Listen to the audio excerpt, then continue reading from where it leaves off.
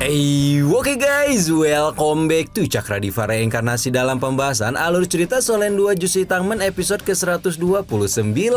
Seperti biasa, kita review dulu pembahasan alur cerita episode sebelumnya di mana Yuho telah sampai di tambang logam langka kota naga yang dimaksudkan oleh Nan Kyukyu dan menemukan bahwa tambang tersebut sebenarnya merupakan goa es misterius 10.000 tahun yang menyimpan banyak kristal dewa es di dalamnya.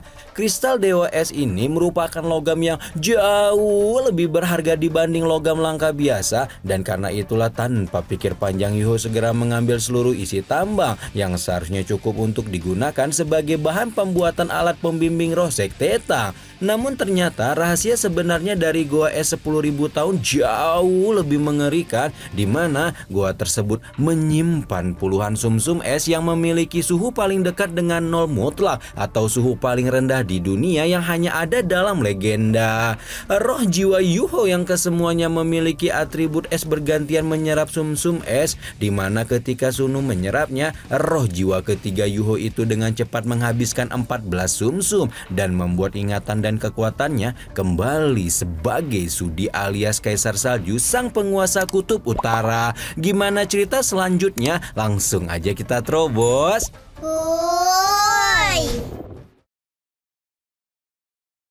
Nah, sementara Yuho lagi husyuk di dalam goa es 10.000 tahun, rombongan besar Korps Master Pembimbing Roh Tangan Pelindung Negara dari Kekaisaran Ryu tiba-tiba saja memasuki kota naga dan membuat banyak warga bertinyi-tinyi. Apa tujuan mereka mendatangi kota seperti ini? Mengetahui kabar kedatangan Korps Tangan Pelindung Negara, Nan Kyukyu pun menjadi semakin panik dan mengkhawatirkan Yuho yang sampai sekarang belum juga keluar dari mata air dingin. Tanpa mengetahui apa yang sedang terjadi di luar sana, Yuho sedang mendapatkan perkuliahan 4 SKS dari Sudi yang ingin menjelaskan kepada bapaknya tentang esensi dari es itu sendiri. Kalau berbicara tentang es, Sudi meminta Yuho untuk lebih dulu mengenal air karena salah satu elemen inti itulah yang menjadi dasar dari salju maupun es. Sudi menjelaskan bahwa air adalah sumber segala ciptaan yang bisa menembus segalanya, dan dari penjelasan itu Yuho akhirnya sadar bahwa selama ada air maka di sana juga akan ada kehidupan. Sementara itu es dan salju meskipun bentuknya berbeda, keduanya sama-sama merupakan air dalam wujud padat. Wujud padat ini didapatkan setelah air mengeluarkan suhu panas yang ada di dalamnya. Begitu pula es dan salju akan berubah menjadi air setelah menyerap suhu panas yang ada di sekitarnya. Es merupakan sisi perkasa dari air, di mana cara untuk mengendalikan es pada dasarnya adalah mengendalikan suhu air. Sudi yakin bahwa ketika Yuho menguasai rahasia suhu dan sifat air, maka pada waktu itulah bapaknya akan menjadi pengendali es yang sejati.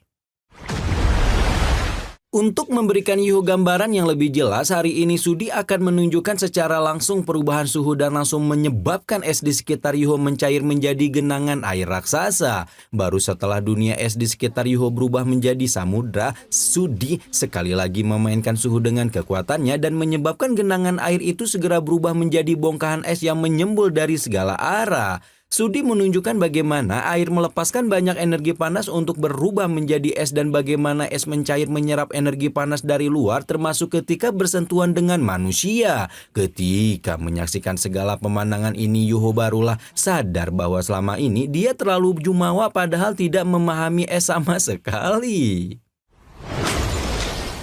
Sudi tersenyum senang ketika Yuho menunjukkan lebih banyak keterikatan dengan es dan air yang menjadi dasarnya, sementara orang yang diperhatikan mengucapkan terima kasih karena berkat penjelasan Sang Kaisar Salju, dia memiliki pemahaman lebih dalam mengenai es yang selama ini menyatu dengan kehidupannya. Sudi jelas dengan senang hati bisa penjelasannya dapat memberi Yuho pencerahan, dan dia berharap bahwa pencerahan ini dapat membantu bapak beda spesiesnya itu untuk memadatkan inti roh kedua suatu saat nanti. Karena suhu di goa es 10.000 tahun menjadi semakin hangat, Sudi pun meminta Yuho untuk segera menyerap 6 sumsum es yang tersisa, dan dia akan menyalurkan kekuatannya sendiri untuk demi memastikan Yuho dapat menyerap sumsum es dengan sempurna.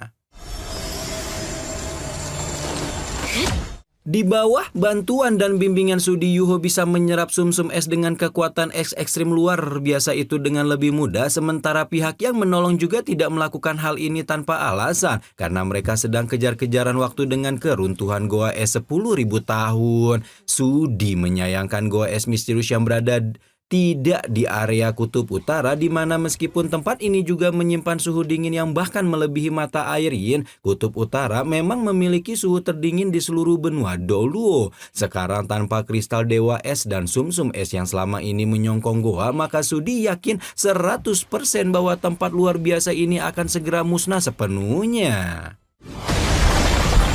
Singkat cerita, Yuho pun berhasil menyerap seluruh sumsum es yang tersisa di goa dan segera keluar dari mata air dingin untuk mengabarkan kepada QQ bahwa tempat yang gadis itu tunjukkan memang benar-benar tanah pusaka. QQ ikut senang melihat Yuho berhasil mendapatkan keberuntungan dan membawa pulang sejumlah besar logam langka dari dalam mata air dingin. Meski demikian, Tuan Putri Sekte Naga Bumi itu tetap harus menyampaikan kedatangan Cop Master Pembimbing Roh Kekaisaran Ryu yang ditempatkan di luar kota naga.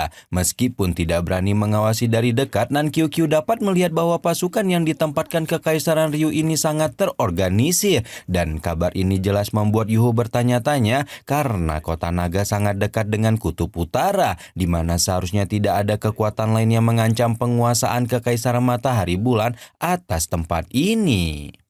数量超过了100台，高空探测后脑筋，不行。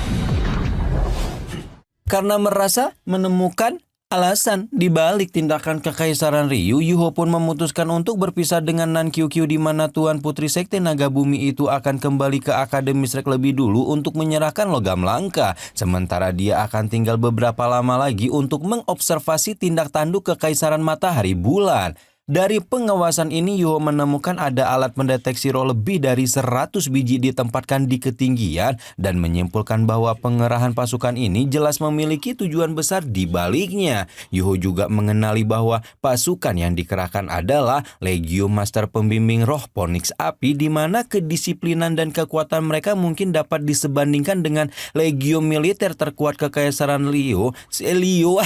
Xinglo alias pasukan Harimau Putih.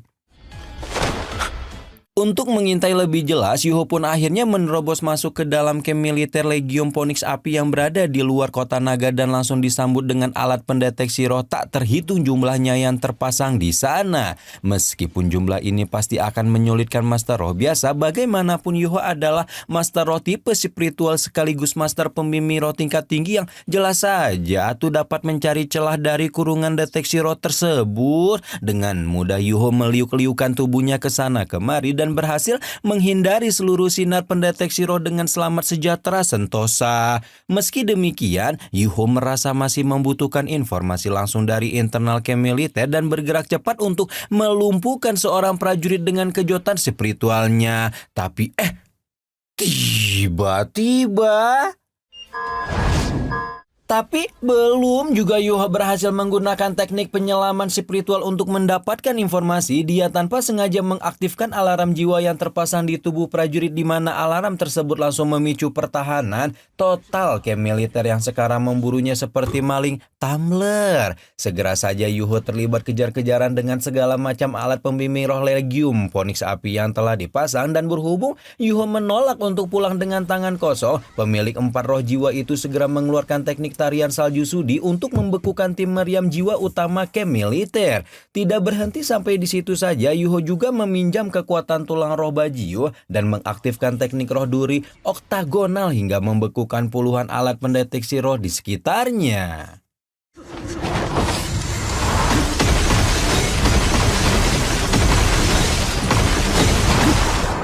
Karena baru pertama kali menggunakan teknik serangan Bajio, Yuho tampak terkejut karena rumput obat 100 ribu tahun itu ternyata memiliki jangkauan serangan yang cukup luas. Sementara Yuho memporak-porandakan camp militer Legium Phoenix Api, komandan Legium yang berada di camp utama langsung mencak-mencak karena mendengar bahwa pasukannya tidak dapat menghentikan penyusup kecil ini. Baru ketika mendengar bahwa si penyusup memiliki atribut es dan spiritual, komandan Legium yang sementara kita panggil aja dia Mawar ini terdiam sejenak sebelum mengakui bahwa gerak-gerik penyusup ini memang cukup aneh. Karena itulah dia memilih untuk berhenti menyalahkan bawahannya dan justru memerintahkan pasukan untuk membongkar camp demi memancing si penyusup ke tempat ini. Oke, sekarang kita pindah tempat dulu ya ke sebuah bangunan misterius menyerupai laboratorium aneh dengan sosok monster menyerupai kera terkurung dalam tabung-tabung uji coba dengan cairan hijau. Entah eksperimen kejam macam apa yang sedang terjadi di sana, namun sebagian besar kera telah kehilangan nyawa dan petugas yang berjaga terus memeriksa tabung-tabung untuk melihat adakah objek uji coba yang menunjukkan respon berbeda. Tepat ketika itulah mereka samar-samar seperti melihat mata salah satu kera menunjukkan gerakan kecil dan setelah mengamati lamat-lamat, gerakan tangan yang lebih jelas tertangkap hingga membuat para pengawas itu segera melaporkannya pada petinggi lab. Pemimpin yang mendapat laporan menunjukkan antusiasme karena apabila eksperimen ini berhasil, maka mereka akan memiliki pasokan organ cadangan yang tak terhitung jumlahnya. Oke, sekarang kita balik lagi ke Yuho yang saat ini telah berada semakin dekat dengan kutub utara karena pemuda itu memang benar-benar mengikuti camp Legium Phoenix Api yang berpindah tempat. Sebenarnya Yuho sudah agak curiga ketika melihat Legium Phoenix Api menghentikan pencarian dirinya dan malah buru-buru berangkat entah kemana ini. Namun setelah memeriksa rute perjalanan, Yuho dapat memprediksi bahwa Legium Phoenix Api sepertinya berencana pergi ke kutub utara yang kemungkinan besar bertujuan untuk mencari logam langka. Dan benar saja setelah melakukan perjalanan beberapa lama, camp militer Legium Phoenix Api kembali dibangun ketika telah berada di area kutub utara dan Yuho segera menggunakan teknik simulasinya untuk memeriksa lebih dekat apa yang terjadi di dalam barak. Yuho baru saja melakukan teknik simulasi mengecek menara pengebor logam yang dibangun dalam camp dan memikirkan skenario macam apa yang dibangun oleh Kekaisaran Ryu untuk mendapatkan logam langka. Ketika tiba-tiba saja dia sudah menjadi pusat perhatian baik dari alat pembimbing roh maupun para anggota Legium Phoenix Api. Tidak menunggu lama setelahnya Mawar alias komandan Legium yang sebelumnya memberi perintah pembongkaran camp militer ikut keluar dan meminta Yuho untuk tidak buru-buru pergi. Tanpa banyak babi bu pengawal Mawar yang sebelumnya juga hadir di camp komandan keluar dari gelombang api sebelum melepaskan 9 cincin roh ke udara dan membuat Yuho menyadari bahwa Legium ini dibackingi oleh seorang master dunia roh. Sementara asisten Mawar yang kita panggil aja dia melatih berusaha menekan Yuho dengan kekuatan dolunya, si komandan Legium justru memuji kemampuan pengintaian Yuho yang sudah dia duga memang cukup mumpuni sehingga dia harus memimpin seluruh pasukan Legium Phoenix Api bersusah payah untuk memasang perangkap ini. Sayangnya Yuho gagal menyadari bahwa mereka memiliki alat pendeteksi suhu di mana meskipun pemuda itu telah ekstra hati-hati, dia masih tidak dapat memanipulasi suhu di sekitarnya yang turut berubah tiap kali Yuho bergerak. Nah, daripada banyak babi bu Mawar melemparkan borgol penekan dewa yang dapat mengunci kekuatan roh seseorang dan meminta Yuho untuk memakainya dengan patuh. Yuho menghela napas ketika mengangkat tangannya tanda menyerah seolah memang tidak bisa berbuat apa-apa lagi tentang penangkapan ini.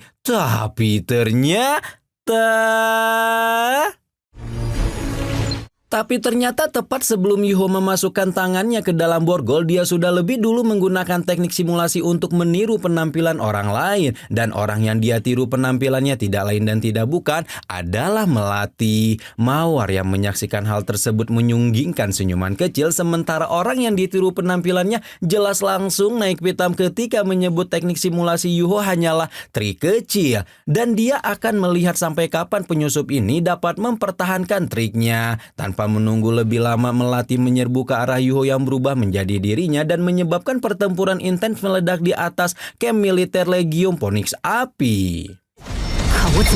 Ledakan kekuatan roh yang saling beradu di udara membuat langit kutub utara menjadi semarak sekaligus menyebabkan pasukan Legium Phoenix Api yang sebenarnya hendak menolong Melati menjadi kebingungan karena mereka tidak dapat mengenali mana pengawal komandan yang asli. Meskipun penampilan mereka sama persis, jelas dari segi kekuatan Yuho tidak dapat menandingi seorang judul dolu dan akhirnya dipaksa mundur beberapa langkah. Namun Yuho tidak habis ide ketika terbang ke arah pasukan Legium Phoenix Api dan dan memerintahkan mereka untuk menyerang melati yang asli. Karena tidak bisa mengenali melati yang asli, para prajurit militer ini tanpa pikir panjang langsung melakukan serangan hingga membuat melati yang asli melaung marah ketika meminta semua prajurit membuka mata mereka lebar-lebar untuk mengenali dirinya yang sesungguhnya. 以魂导师的实力。